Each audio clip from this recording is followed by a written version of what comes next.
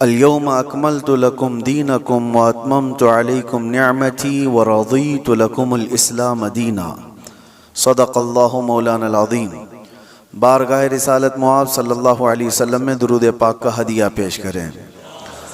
अल्लाहुम्मा सल्लि अला सय्यिदिना मुहम्मदिन मअदनिल जूदि वल करम व आलिहि व अस्हाबिहिल किराम व इब्निहिल करीम व बारिक व सल्लिम सलातन दाइमतन सरमदन अबदा। अल्लाह अज़्ज़ा वजल का महबूब और प्यारा दीन इस्लाम, जिसके मुतालिक कुरान में अल्लाह फरमाता है मैं तुम्हें इस्लाम देकर राज़ी हुआ। एक ऐसा निज़ाम हमें दिया गया जिसमें कोई शोशा खाली नहीं छोड़ा गया, किसी भी बाब का, किसी भी हिस्से का, ज़िंदगी के किसी गोशे को तशना नहीं छोड़ा गया है।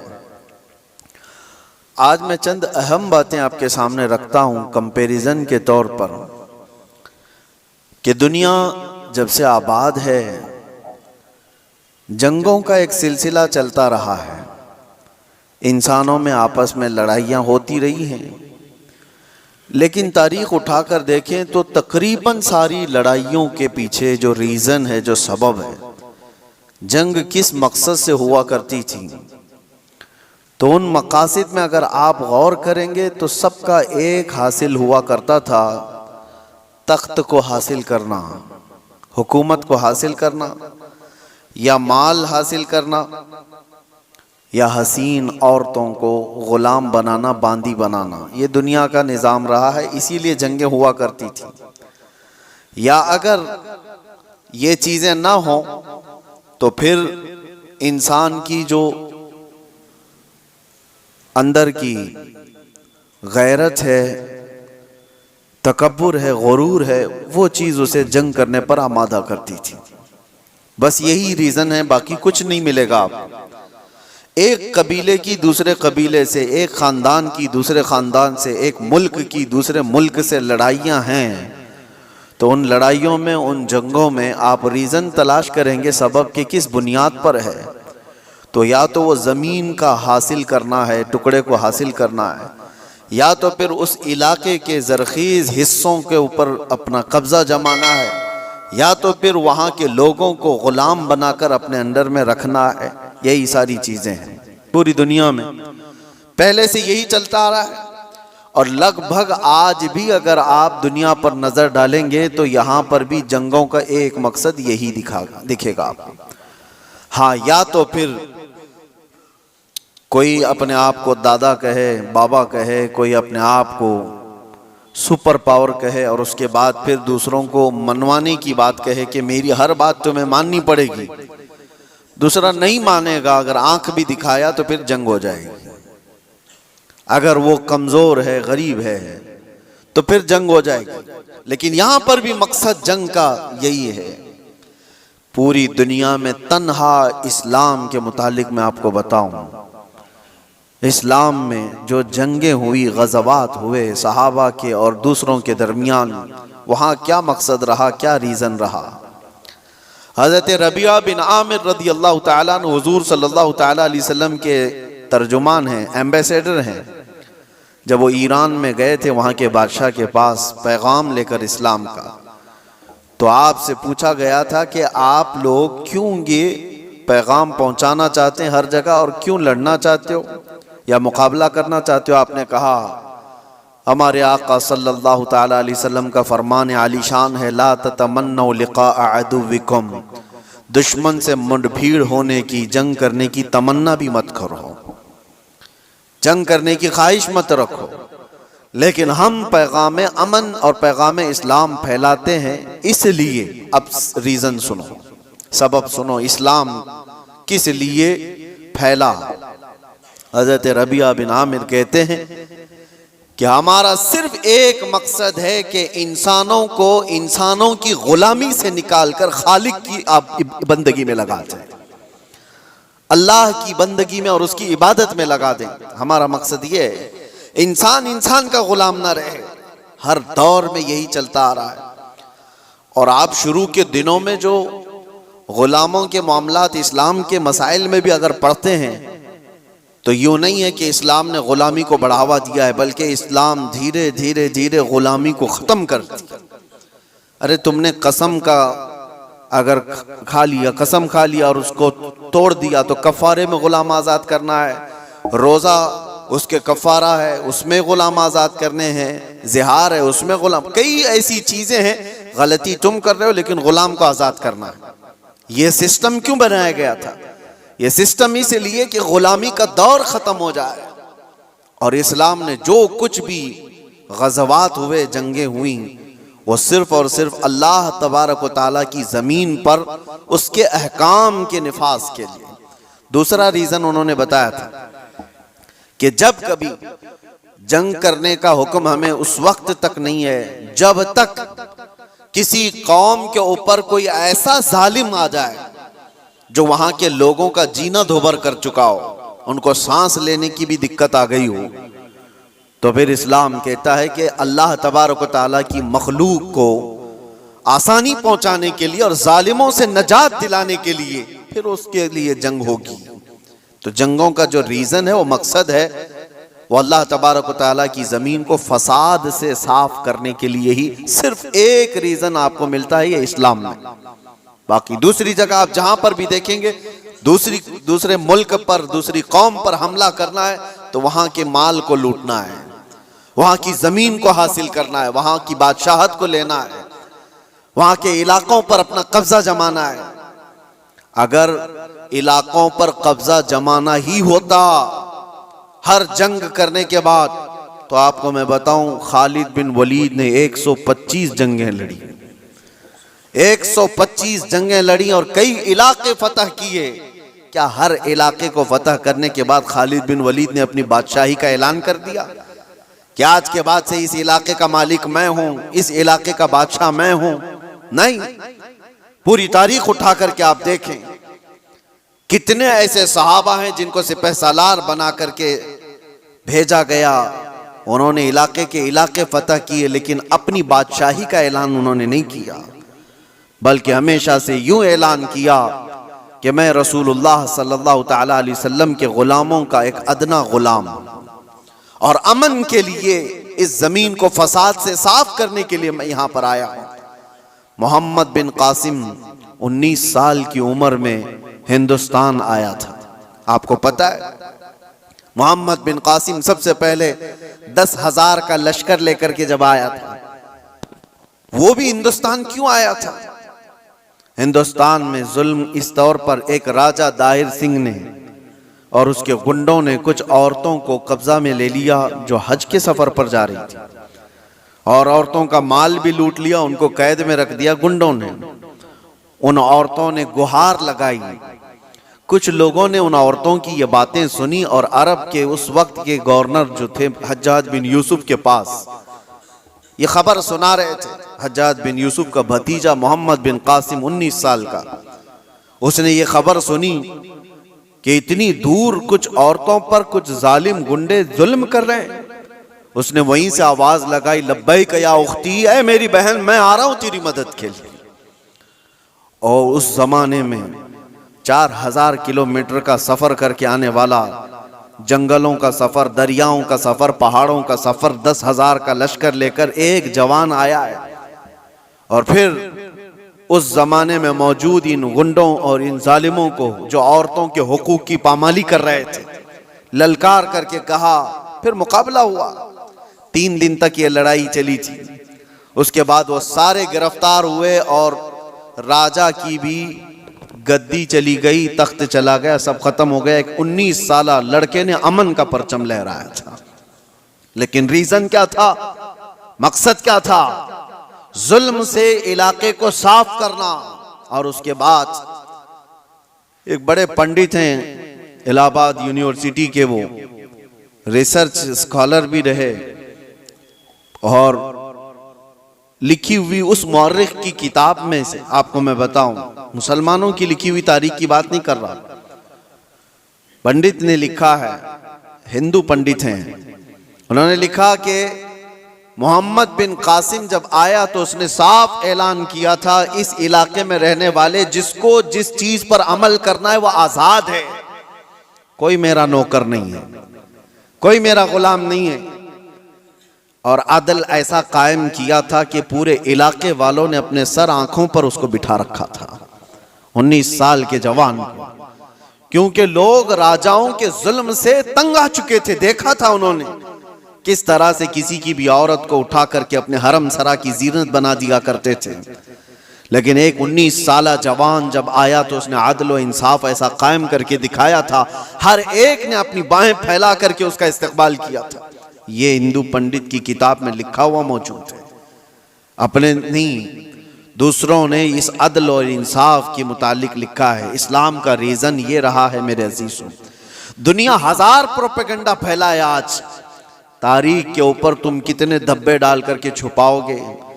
अगर पीछे जाओ अरब की जाहिलियत में अगर जंगें देखेंगे आप, अल्लाह की पनाह, जो मशहूर जंगें हैं वहां की, हर्ब बसूस एक नाम से जंग हुई जो 40 साल तक चलती रही।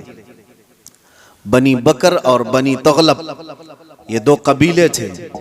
इन कबीलों में हुआ क्या था, बनी बकर की ऊंटनी बनी तगलब के चरागाह में आ गई थी। ऊंटनी चरने के लिए आ गई गलती से, इस पर जंग शुरू हुई और 40 साल चली थी। कैसी जंग हुई थी दोनों कबीलों में, जब तक दोनों कबीलों के लोग खत्म ना हो गए, दोनों कबीलों की ऊंटनियां और घोड़े मर नहीं गए, तब तक ये जंग चलती रही।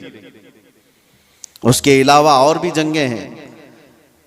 औस और खजरज की लड़ाई 120 साल तक चली थी। ये सिर्फ और सिर्फ गुरूर और तकब्बुर की बुनियाद पर चली हुई जंगें हैं। इलाके के इलाके उन्होंने खत्म कर दिए थे, नस्लें खत्म हो गई थी। नबी पाक सल्लल्लाहु ताला अलैहि वसल्लम के मदीने तैयबा आने तक औस और खजरज की लड़ाई चल रही थी।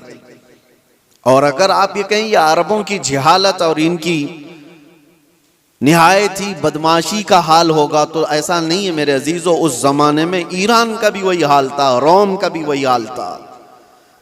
जब ये किसी इलाके पर काबिज होते, आपको पता है कि एक ईरानी बादशाह ने फिलिस्तीन पर हमला किया था तो 1,40,000 फिलिस्तीनियों को ज़बह कर दिया था। और रोम वाले क्या करते थे, रोम के ईसाई जब यहूदियों पर काबिज होते थे तो उनके यहां तो मशगला था।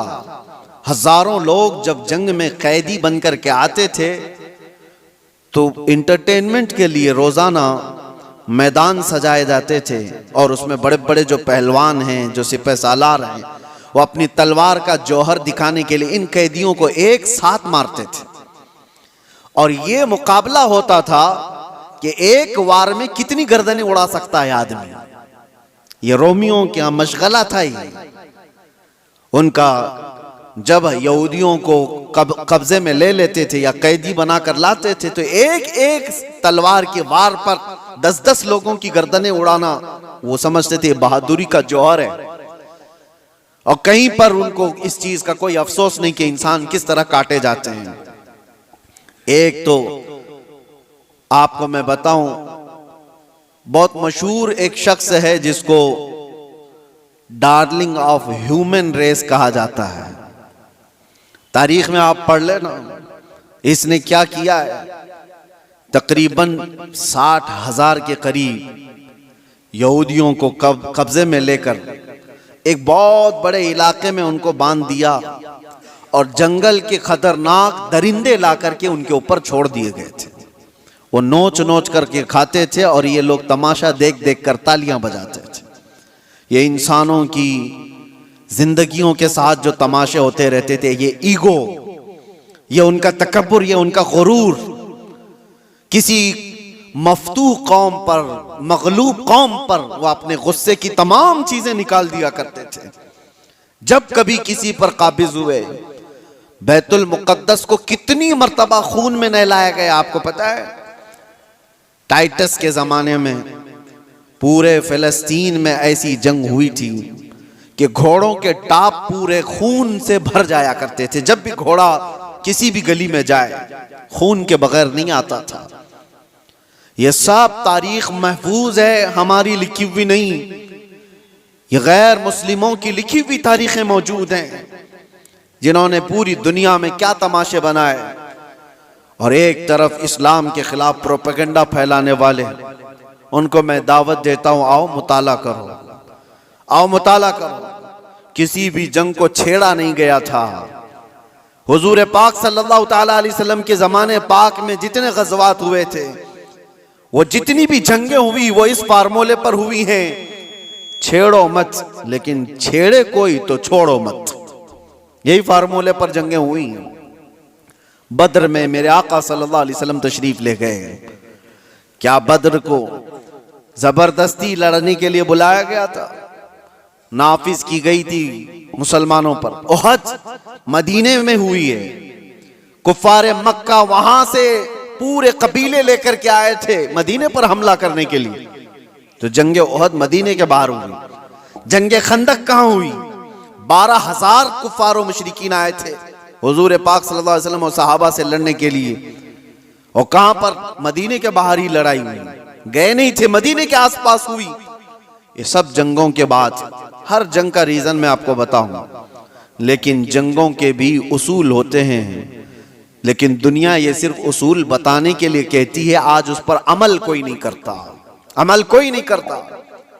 आप क्या समझते हैं ये जुल्म और बर्बरियत जो कुछ भी दुनिया में हुई किसी खास कौम के साथ है? सब कौमें इसमें मुलव्विस हैं, सब कौमें मुलव्विस हैं।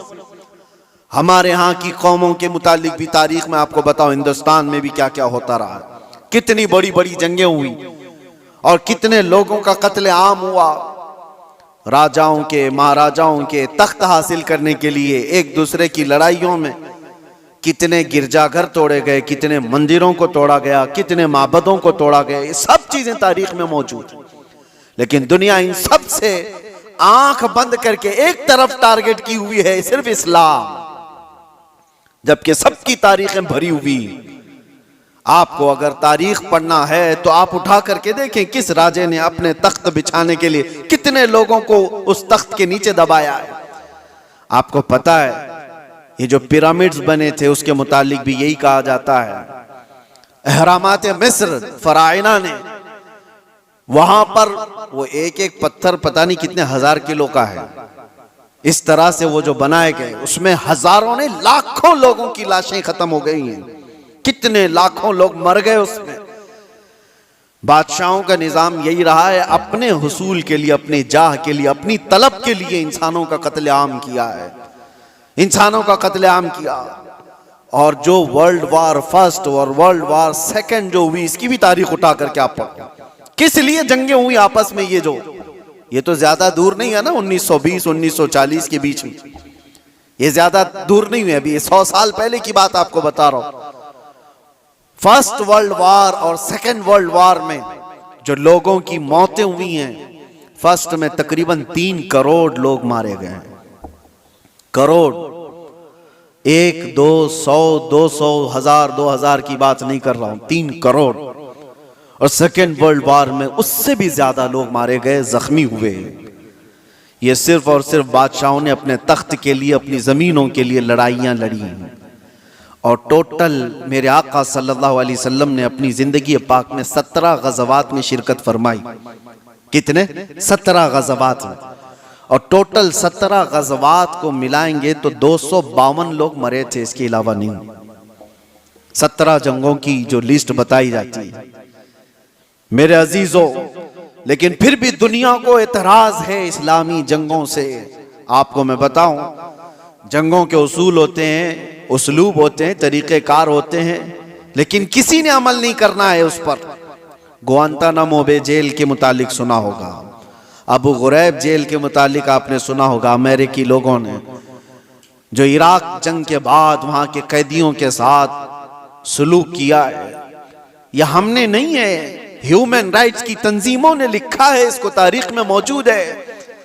कैदियों को लिटा करके उनके ऊपर कुत्ते छोड़ दिए जाते थे, कैदियों को बांध करके उनके मुंह पर पेशाब किया जाता था और उनको गलाजत खाने पर मजबूर किया। इंसानियत से गिरे हुए हरकतें।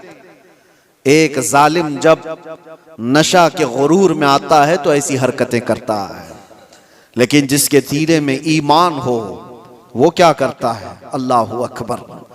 मेरे अजीजों, मुहम्मदुर रसूलुल्लाह सल्लल्लाहु तआला अलैहि वसल्लम के पाए अक़दस पर मैं तुम्हें लेकर चलता हूं।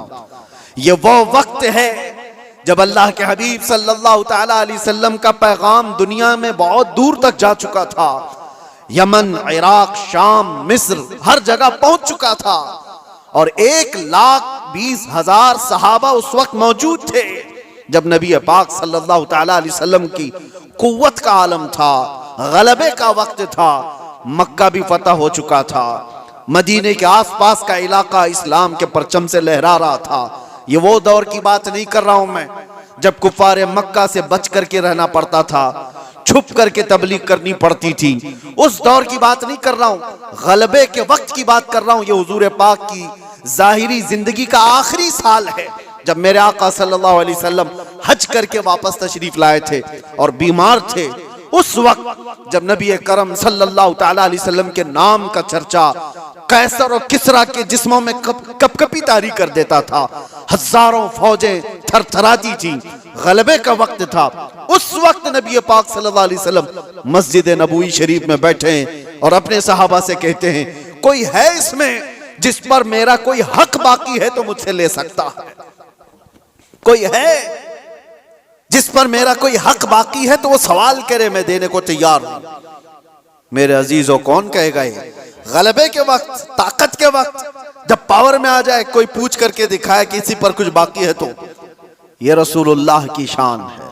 और ऐसा नहीं मेरे अजीजों के ये जुमले हैं जो आज के जलील सियासी लोगों के होते हैं। हुजूर ने जब ये फरमाया तो एक सहाबी खड़े हो गए, कहा मेरा आपके ऊपर एक हक बाकी है, आपके ऊपर मेरा एक हक बाकी है या रसूल अल्लाह। सबकी गर्दनें ऊंची हो गई, देखते रह गए उनको, कौन है ये? हुजूर पाक सल्लल्लाहु अलैहि वसल्लम ने उनसे कहा, आगे आओ, तुम्हारा जो हक है वो बताओ। हजरत उमर तो तलवार निकाल ली थी कि रसूलुल्लाह सल्लल्लाहु अलैहि वसल्लम की बारगाह में ऐसी बुलंद जुबान किसकी है? लेकिन उस सहाबी ने कहा, एक मर्तबा जंग में जा रहे थे, सफों की तरतीब दे रहे थे, मैं थोड़ा सा आगे आ गया था, आपने छड़ी से मुझे मारा था, मैं वो बदला लेना चाहता हूं। अल्लाहु अकबर। हक इतना भी होता है मेरे अजीजों। हालांकि कायदे अमनो इस्लाम और बानिए इस्लाम है मेरे आका सल्लल्लाहु अलैहि वसल्लम। मेरे अजीजों, अगर कोई उस्ताद अपने शागिर्दों को तरतीब देने के लिए कोई बात कर रहा हो, लेकिन उसको भी सहाबी ने कहा यह हक है मेरा आपके ऊपर, हुजूर ने फरमाया ठीक है आ जाओ। ये नहीं फरमाया कि भरे मजमे में क्या तू मुझसे बदला ले लेगा। हुजूर ने फरमाया आ जाओ, और अपने आप को पेश कर दिया कि तुम भी मुझसे बदला ले सकते हो। लेकिन उस सहाबी ने कहा, सब की आंखें फटी थीं, देख रहे थे कि क्या मंजर है। लेकिन उस सहाबी ने कहा, या रसूल अल्लाह, जिस वक्त आपने मुझे मारा था मैं सिर्फ तहबंद पहना था, जिस्म पर मेरे कुछ भी नहीं था, कुर्ता नहीं था, सिर्फ मैं तहबंद पहना हुआ था, ऊपर से जिस्म मेरा खुला था। और मैं ये चाहता हूं कि बदला उस हालत में ही लूं कि आप भी अपना जुब्बा उतार दीजिए, आप भी अपने तहबंद में रहिए। नबी पाक सल्लल्लाहु अलैहि वसल्लम ने छू चिरा कुछ भी नहीं फरमाया, अपना जुब्बा उतार दिया। लाओ दुनिया की कौमों को एक आइडियल, कोई ऐसा जो अपने आप को अपनी कौम के सामने पेश करे। यहां तो डरपोक लोग ऐसे बैठे हुए हैं जिनको सवालात से का सामना करने की हिम्मत नहीं है, ताकत नहीं है। अपनों के सामने ही वो रियाया का क्या मुकाबला करेंगे, क्या सामना करेंगे।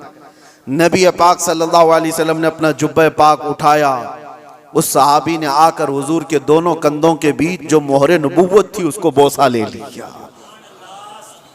हुजूर के दो शानों के बीच में मोहरे नबूवत थी जिसकी चमक सूरज से ज्यादा थी।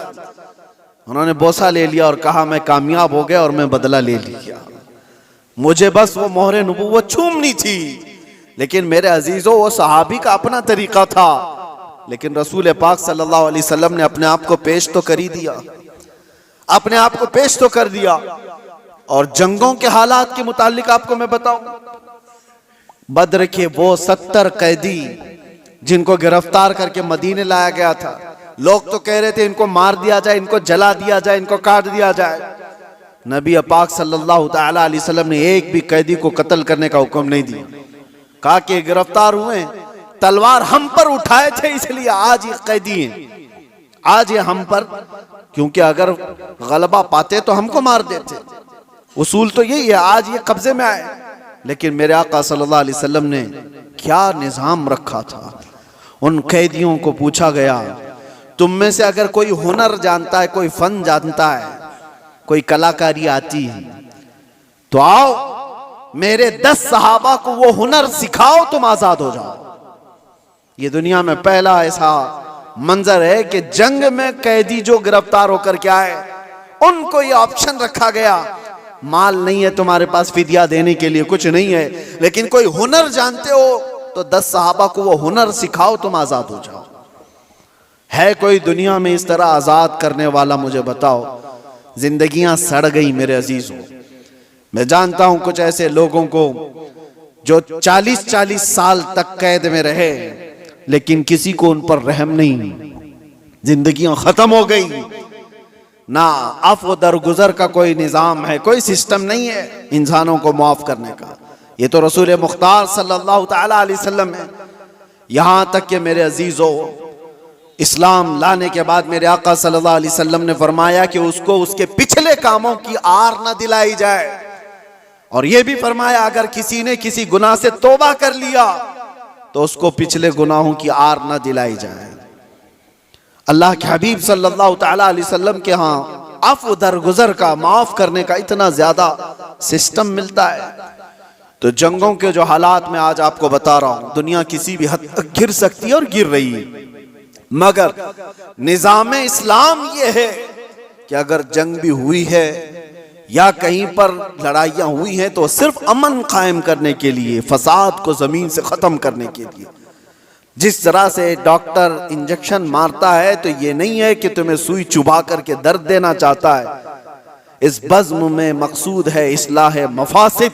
नश्तर जो लगाता है वो दुश्मन नहीं होता। अजीज़ा ने गिरामी वक़ार, मैंने बहुत सारी चीज़ों को कंपेयर करके देखा है, कहाँ कहाँ किस तरह की जंगें हुई, कितना कत्ले आम हुआ, वो सब में जा कर के आप इस्लामी जंगों को कंपेयर करके देखें। मैं दावत देता हूँ फिक्र करने की, पढ़ने की, मुताले की। नौजवानों को एक बार देख करके तुम बताओ, फिर अपने रिसर्च के बाद, स्टडी के बाद तुम्हें पता चलेगा दुनिया की जंगें किस लिए हुआ करती थी और इस्लाम के। मैं उन बादशाहों की बात नहीं कर रहा हूँ जो जालिम बादशाह बदनाम मुसलमान रहे। बनाम मुसलमान जो बादशाह रहे उनकी मिसाल मत देना।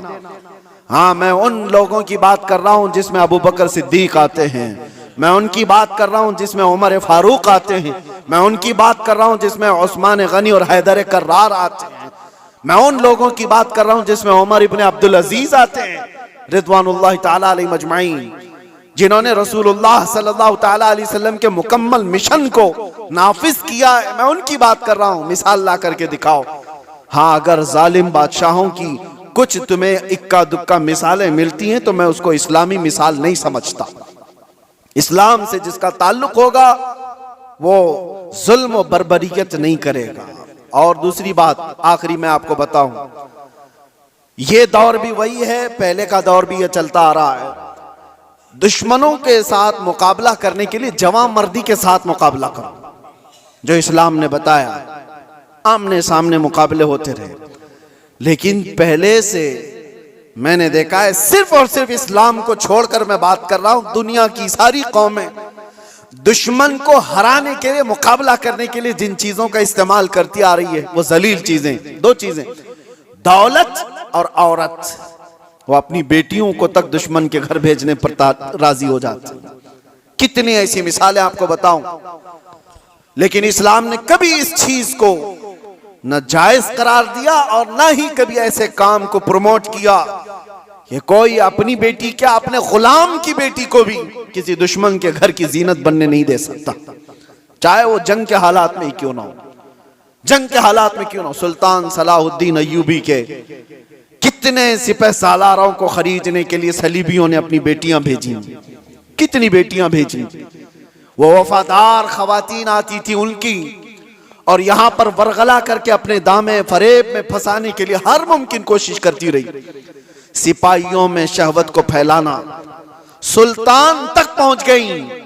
आज भी कई बादशाहों के हरम सराओं की जीनत बनी हुई हैं दूसरों की बेटियां। ये जमाने में हर कौम अपनाती आई है, लेकिन इस्लाम ने कभी इसको प्रमोट नहीं किया, कभी नहीं। बल्कि सिद्दीक अकबर रदी अल्लाह ताला अन्हु के ज़माने में एक यहूदी खातून आई और कहा मैं मदीने छोड़कर यमन जाना चाहती हूँ। यहूदी औरत थी, कहा मुझे घुटन महसूस हो रही है, मैं यमन जाना चाहती हूँ। सिद्दीक अकबर ने कहा कोई बात नहीं। 2 जवान सहाबा को उस खातून के साथ कर दिया और कहा इसको यमन तक सही सलामत छोड़ के आना। और उसको ऊंटनी पर सवार किया गया। 2 नौजवान सहाबी, यहूदी औरत है, मुसलमान औरत की बात नहीं कर रहा हूं, उसको यमन तक लेकर के गए। जहां जहां चेकिंग पॉइंट आती थी, लोग पूछते कौन है, कहां से आ रहा है, ये दोनों जवान जवाब देते खलीफा इस्लाम सिद्दीक अकबर की कोई मेहमान है, यमन जा रही है। कोई सर उठाकर नहीं देखता था। वो खातून यमन पहुंचती है और उसके बाद सारे लोगों को, अपने कबीले को, खानदान को जमा करके कहती है मैं तो वहां से ये सोच करके आ रही थी कि ये मुसलमान वहशी होंगे, हमारी इज्जतों पर हमला करेंगे, मगर पूरे सफर में मैंने 2 जवानों को देखा, एक बार भी नजर उठाकर देखने को तैयार नहीं। मैं गवाही देती हूं कि इस्लाम सच्चा है और मदीना ही पुरअमन है। मैं वापस जाती हूं उसी हरम में जहां रसूलुल्लाह ने अमन के पैगाम पहुंचाए थे। ये बेटियों की हिफाजत के लिए। आपको पता है औरंगजेब औरंगजेब औरंगजेब, आज दुनिया भर में ये जो एक छवि को खराब करने की कोशिश की जाती है, तारीख को तोड़ मरोड़ कर बताने की। आपको पता है, आप तारीख देखें, मैं औरंगजेब की पूरी तारीख बताने के लिए नहीं खड़ा हूं, लेकिन एक चीज मिलती है। बनारस में एक पंडित के घर एक लड़की थी, जवान लड़की, और जब वो जवान हुई तो बनारस में उस वक्त जो गवर्नर था, कोतवाल था शायद, उसका नाम इब्राहिम कुछ था, मुसलमान था, अय्याश किस्म का था। लड़कियों के ऊपर डोरे डालना, उनको पकड़ना, उनको अपने हरम में जीनत बनाना, ये उसके काम थे।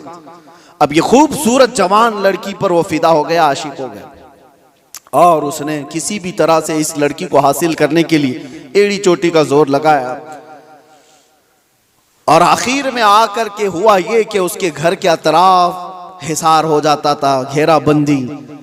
फिर पंडित मजबूर हो गया, अपनी बेटी से कहा कि चलो, जब वो बड़ा आदमी है तो उसके आगे हम लोग कुछ नहीं कर सकते, बेटी तुम चले जाओ, तैयार हो जाओ। वो चाहता है तुमसे शादी करने के लिए। लड़की को इस चीज की बिल्कुल भी रजामंदी नहीं थी। उसने कहा कि मुझे थोड़ा वक्त दे दीजिए। वो एक उस वक्त सवारी लेती बनारस से, तारीख में मौजूद है, और उसने उसी वक्त दिल्ली का सफर इख्तियार किया जहां औरंगजेब आलमगीर जामा मस्जिद में हुआ करते थे। जुमा का दिन था। ये खातून मर्दाना लिबास पहन करके गई, लड़कों का लिबास पहन करके। जब बादशाह इस्लाम उस वक्त के सुल्तान निकल रहे हैं और लोगों से उनकी हाजतें पूछ रहे हैं, उसी वक्त ये लड़की खड़ी थी। औरंगजेब ने अपनी चादर उठा करके दे दी और कहा बेटी, इस लिबास में तुम्हें अच्छा नहीं लगता, तुम अपना चेहरा ढाक लो, तुम अपना सर ढाक लो, और तुम्हारी क्या हाजत है। तो उसने कहा कि मेरी हाजत कुछ तवील है, मैं आपको तनाई में सुनाना चाहती हूँ। बुला लिया। दौलत कदे पर वो खातून आई, जवान लड़की, और उसने वाकया सुना दिया कि आपका भेजा हुआ गवर्नर, आपका भेजा हुआ कोतवाल इस तरह से लड़कियों की इज्जत पर हमला करता है, और मेरे घर पर भी अब उसकी नजर है और मुझे अपनी हरम की जीनत बनाना चाहता है। तो औरंगजेब ने कहा कि ठीक है, वापस जाओ, तुम्हारे बाप से कहो शादी की तैयारियां कर लें। वो लड़की मायूस हो गई, जिस चीज के लिए मैं बनारस से दिल्ली का सफर करके आई थी, बादशाह भी यही कह रहा है, लेकिन एक दिल में एक आस थी कि बादशाह ने मुझे बेटी कहकर पुकारा। वापस वो आई, अपने बाप से कहा, बादशाह ने तो ये कहा। बाप ने कहा कि बेटा अब कहाँ इंसाफ है, तुम तैयारी कर लो। डोली सज गई और शादी का दिन भी आ गया। वो जालिम अय्याश कोतवाल अपने सिपाहियों समेत इसकी डोली उठाने के लिए आया और रास्ते भर में लोगों पर लुटाते हुए जा रहा था। और जैसे ही बीच रास्ते में पहुंचा, एक फकीर आया और उसको कहा कि मुझे भी कुछ लुटाना चाहते हो? उसने कहा नीचे जितनी गिरी हुई हैं वो सब उठा ले। उस फकीर ने उसको बग्गी से नीचे खींच लिया। तो जैसे ही नीचे खींचा, ये कोतवाल जल्लादों से पुकार कर कहा कि कौन फकीर है जो बदतमीजी कर रहा है, तुम सबके सब आ जाओ। फकीर अपना जुब्बा उठाता है तो वह औरंगजेब वहां पर खड़ा है। कहा, वालिए हिंदुस्तान आलमगीर तेरे सामने खड़ा है, और क्या तुझे इस काम के लिए इस शहर भेजा गया था कि तू रोज अपने हरम सराओं में नई लड़कियों को जीनत बनाए अपनी बिस्तर का? और उसके बाद उसी वक्त उसकी सारी चीजें छीन ली गई, फिर उसको घोड़े के पैरों पर बांधकर खींचा गया। उस लड़की की बारात जो निकली थी, बगैर किसी छूत के, बगैर किसी छुए, इज्जत के साथ डोली को वापस उसके घर पहुंचाया गया और उसको कैद में जल्लादों के हवाले कर दिया गया, कोतवाल को जो जालिम था, अय्याश था। अब जब लड़की बाहर आई तो उसने औरंगजेब से कहा मेरे घर चले। घर आए, या आपको तारीख की सच्चाइयां मैं बता रहा हूं। औरंगजेब ने जाते ही कहा कि मुझे 2 रकात नमाज पढ़ने दे दो। 2 रकात नमाज पढ़ने के लिए, ये किसी और का घर नहीं, एक पंडित का घर है। नमाज पढ़ने के लिए जगह दी, नमाज पढ़ा। औरंगजेब ने कहा फौरन मुझे पानी दो, शिद्दत की प्यास लगी है। पानी ला करके दिया गया घर से। औरंगजेब ने पानी पिया। उसके बाद जानते हो, आंखें खोल कर देखी और कहा जिस दिन इस बेटी ने मुझे दिल्ली में आकर अपना किस्सा सुनाया था, उस दिन से अभी तक एक कतरा पानी मैंने हलक में नहीं डाला। मैंने ये तय कर लिया था जब तक इसको इंसाफ ना मिले मैं पानी नहीं पीऊंगा। बेटियों को लोग दूसरों के हरम सरा में पहुंचाने वाले, तारीख इस्लाम को तोड़ मरोड़ कर पेश करने वाले, जरा इस तारीख को भी देखें। और मेरे अजीजों, ये ऐसी वैसी बात नहीं। उस पंडित ने बादशाह औरंगजेब के इस एहसान को याद रखकर उस इलाके को, उस जगह को जहां उसने सजदा किया था, बादशाह ने हमेशा के लिए मस्जिद तामीर कर दी। ये तारीख में मौजूद है। मैं आपको सिर्फ और सिर्फ एक झलक बता रहा हूं। इस्लाम ये काम नहीं करता कि अपने रिवायात को, अपने उसूल को जंगों में और दुश्मनों में सब तोड़ दिए जाएं और अपनी बेटियां भी किसी के यहां भेज दिए जाएं। ये इस्लाम की फितरत में नहीं है। इस्लाम उसूल की सच्चाइयों पर चलता है। अजीज़ान गिराम वक़ार, अल्लाह तबारक व तआला हम सबको कहने सुनने से ज्यादा अमल की तौफीक अता फरमाए, और रब तबारक व तआला इस्लाम की सच्चाइयों को हमें खुलकर इजहार करने और बयान करने की तौफीक अता फरमाए।